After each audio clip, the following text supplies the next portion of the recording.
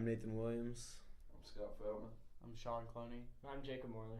And for our final project, we're making a podcast on making safe choices. We're going to each be going over different stories that we've had throughout our freshman year, and we're going to analyze our choices and what we did wrong, what we did right, and seeing if we could possibly make better decisions in the future. Okay, so the first topic of discussion is about partying. It's something that a lot of college students do. A couple of us in our group are in fraternities, and other members of us are involved in clubs that do partying as well. And, we all have experiences with partying, I'm sure.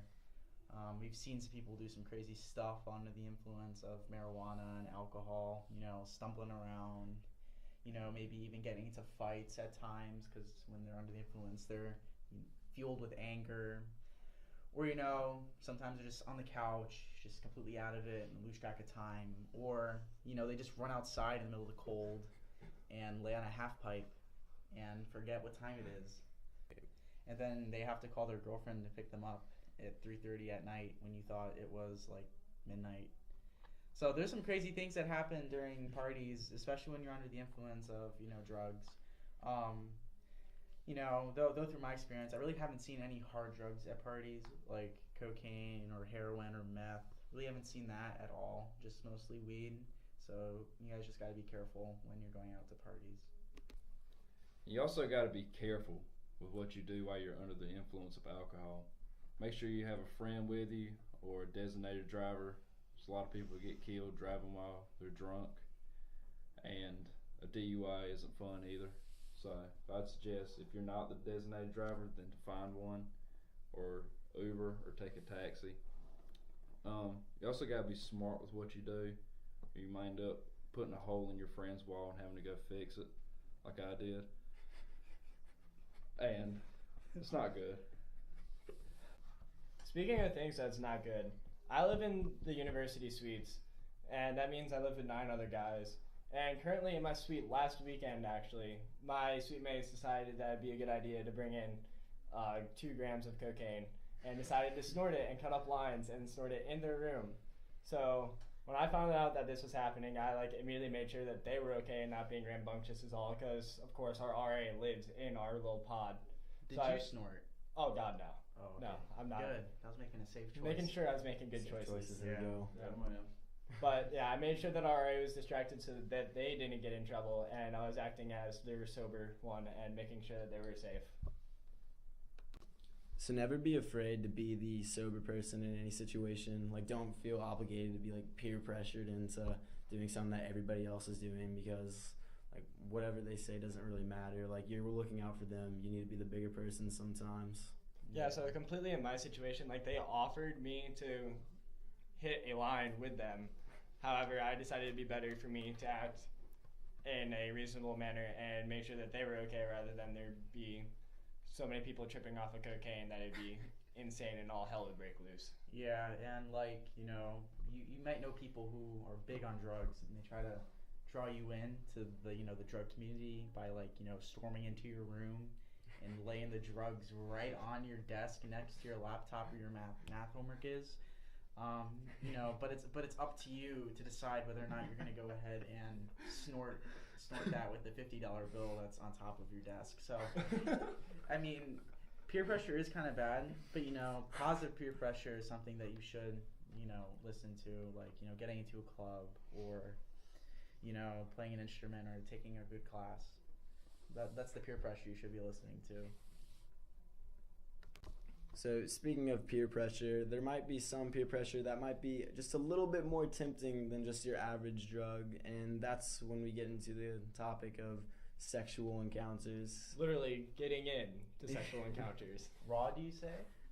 I don't know, Scott. Tell us a story about when you've had an experience with raw encounters. Well, I myself played football with a guy. By the age of 19 years old, he had 4 children from 4 different baby mamas. And that child support check is out of this world. So imagine the STD risk too, going in raw. Condoms there to protect you from unplanned pregnancies as well as STDs. You get genital warts or crabs.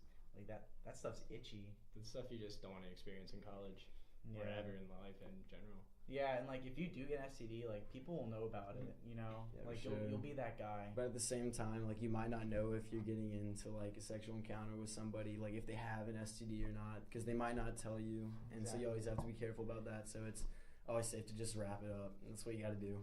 Yeah, and also there's a problem with getting consent as well. Like, like if you are gonna have sex, like make sure you wear a condom. But more importantly, make sure you have consent.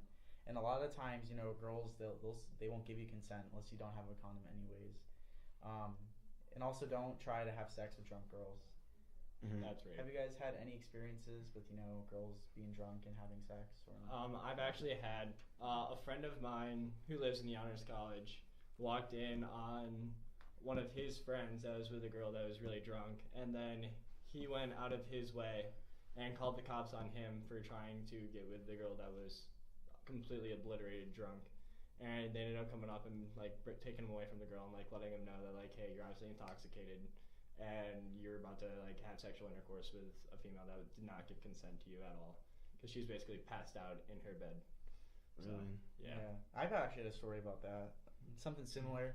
I was up in like my floor. It was a late Friday night. You know, I was doing laundry because I have this habit of doing laundry at 3 a.m., which is not a great habit. When all the washers are open. Yeah, exactly. But yeah, and so my friend, she was really drunk and she was back in her room, and then her roommate sees me and she comes out of the room. She says, "There's this dude in her room, and you know she's trying to like have sex with him, but she's really drunk." And I was like, "Really?" And so we pulled the girl out of the room and we like talked to her about it, and we were like, you know, this isn't you. Like, you can't give consent if you're this drunk. Like, you really just need to get some sleep. You know, he needs to leave. And I'm guessing the guy was intoxicated as well. no, he was sober. Really? Yeah. Okay. Yeah, but the big problem was like he knew she was like really drunk, but he still decided to come over and, you know, try to engage in sexual activities with her while her roommate and her roommate's boyfriend were in the room at the same time. And I don't think it's a savage thing, but but yeah, so he eventually just left, and you know, we were kind of happy that he left. Well, it's good that you were able to take care of the situation and make sure that it didn't progress into anything bad. Yeah. Good, watching out for your friend. That's the sort of things that we need to be doing here. Yeah. Making safe choices. Now, if you're in a fraternity, do they also like, you know, as do like the brothers look out for each other, so you know you don't do that kind of stuff with girls? Or? I mean, definitely in my fraternity, like we're always watching out for each other and making sure that none of us are making bad decisions when we're intoxicated, or like the girls that we're with doing the same. Like everybody's just watching out for each other. I've heard stories of other fraternities doing things like spiking their PJ to like even get with girls and going as far to like doing something crazy like that. But no, we don't do anything anywhere close to that. We're always watching out for each other, making sure everybody's making the right decisions, making sure everybody's safe.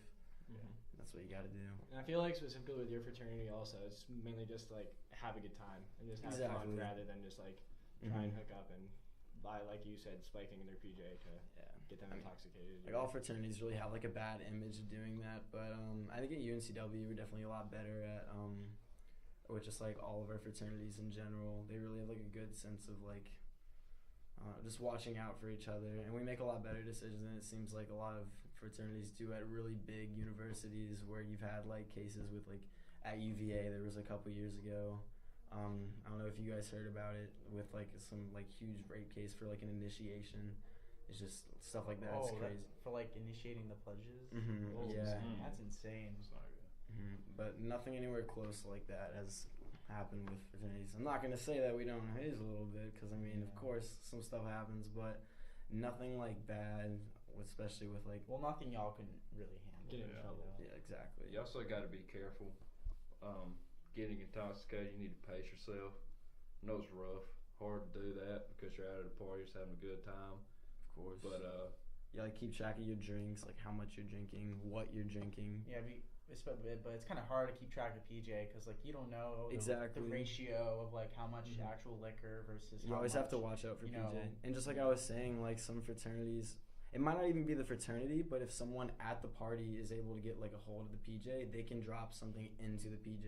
Yeah. So like you just never really know. So it's always better to just go with, like, you can bring your own drink to the party, or you could like drink beer like from a can, so you know like it's unopened when you get it, so you know it's fine. And you can also really pace yourself with that too. You gotta watch out for mixed drinks because those will get you messed up pretty quickly. Yeah, from my experience, that does mess you up quickly. But it's kind of interesting how we're on the topic of, you know, being sexually safe, how it kind of revolves back Yeah. to being alcoholically safe. Yeah.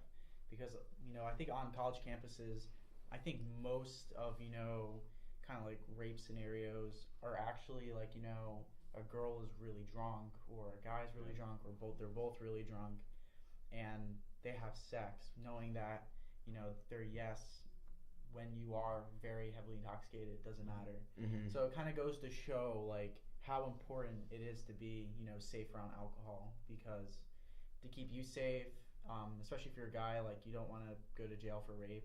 There's no excuse for doing it, you know. And for the girls, like if you're drinking, just keep that in the back of your head. You know, you don't Be smart. Be smart. You know, say no, because your no does matter. You know, And that also goes back to like being with your friends and watching out for your friends too, because like if you're the sober one or just less intoxicated in general, you need to be watching out for those other people who like possibly could get taken advantage of when they're that heavily intoxicated. And that even goes with like watching out for your friends who might make a hole in a wall, you know, and making sure they don't do really stupid things that could cost them a lot of money in the future. Yeah, that's true. Well, a lot of work too. he has drive all his house, so I mean, it'd be that big a deal. Yeah, Just take that's one. not the first hole. It's been probably won't be the last either. Just gonna do my work and get it over with. Well, at least you're taking responsibility for your actions that you made while you're intoxicated, which is That's preferable. always true. Don't be in denial of anything that you do. Always stand up for yourself. So speaking about taking responsibility for your actions, it doesn't just mean take responsibility for your actions while you're under the influence, because that is very important. Even if you don't remember it, you still got to take responsibility for your actions when you're under the influence. But what's even more important than that is when you're not. When I mean when you're not, I mean like when you wake up and you know you feel like you want to oversleep for class and you decide not to go because you're not feeling well, or you're coming up late on an assignment, or you're cramming, or you know you're not prioritizing your time wisely.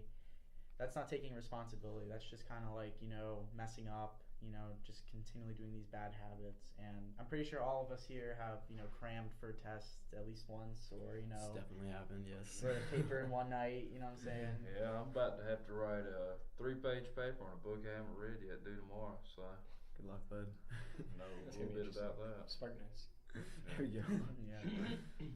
Yeah, so I mean, I think one thing that's really important is actually going to your classes. Like, though a lot of classes, you know, they have all their they have all their material online.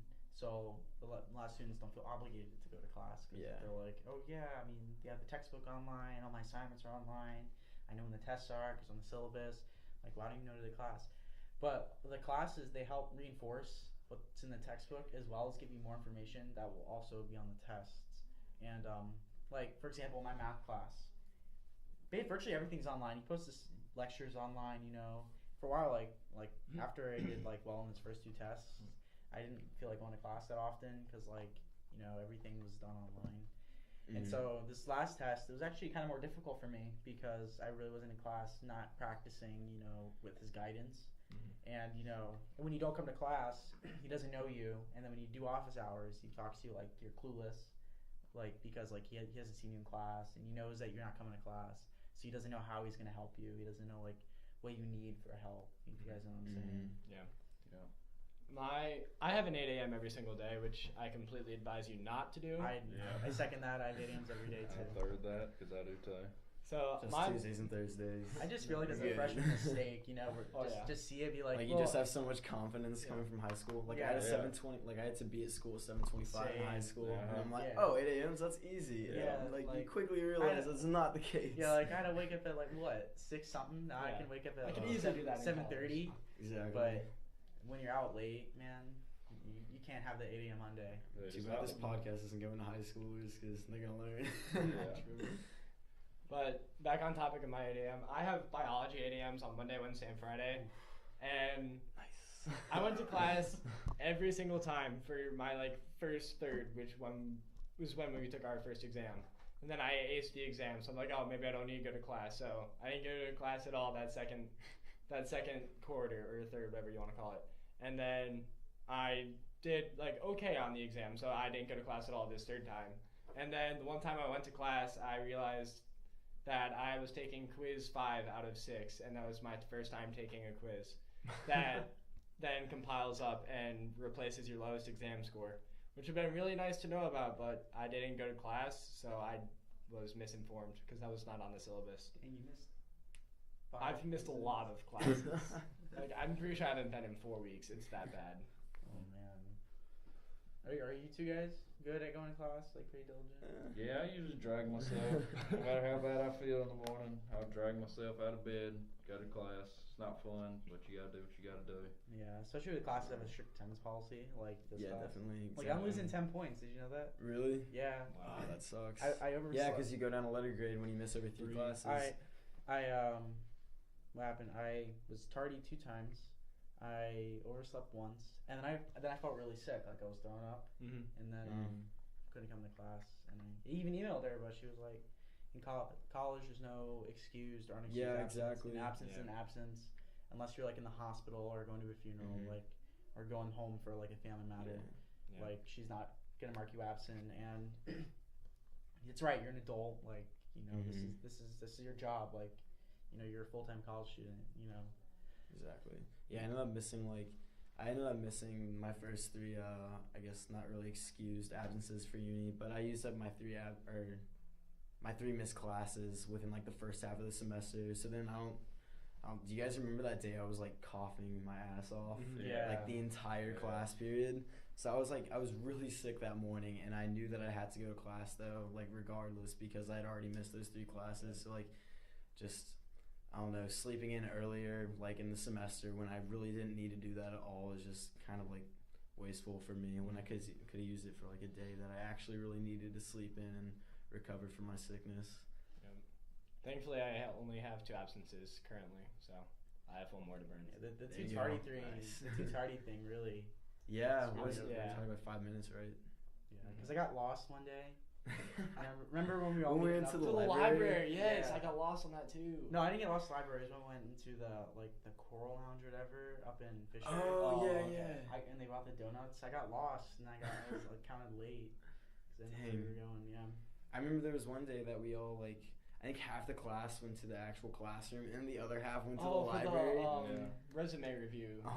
Miss Arminana she was not happy that day. She was like, well, I guess half the class decided not to show up. That's okay. She was actually going to let us not do the journal anyways, but then the class ended up showing up, so we had to all do the journal for that week. Yeah. Yeah? No. What? No. What? I didn't do it, and I got 100. This is bull. God damn. Alright. Miss Arminana, you have to do the journal.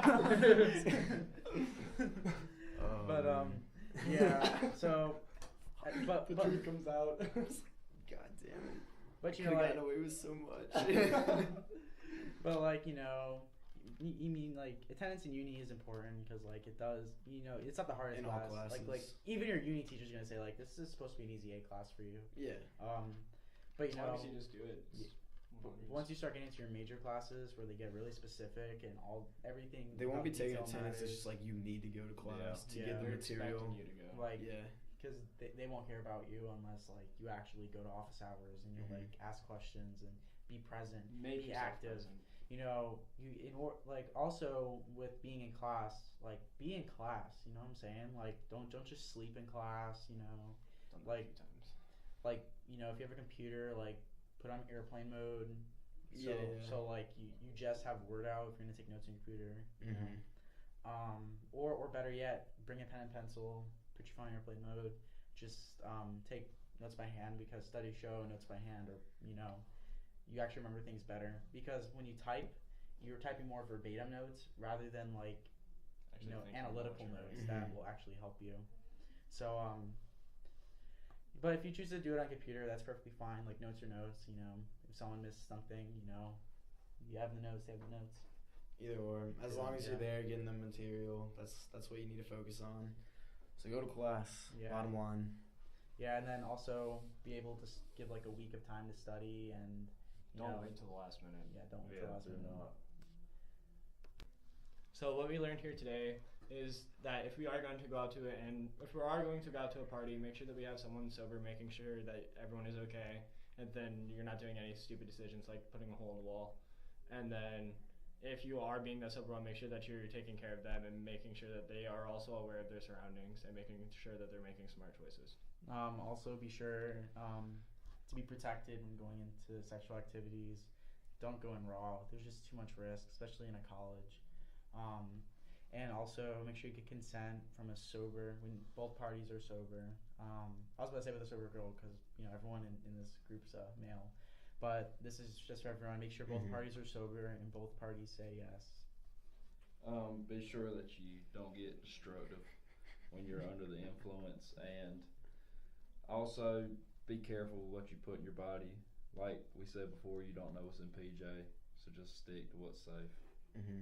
And last but definitely not least, make sure you're keeping up with your academics. Try and attend all your classes as much as you can, and make sure you be responsible for your own actions with everything you do, whether it's at a party or just with your schedule and what you're trying to do throughout your college career.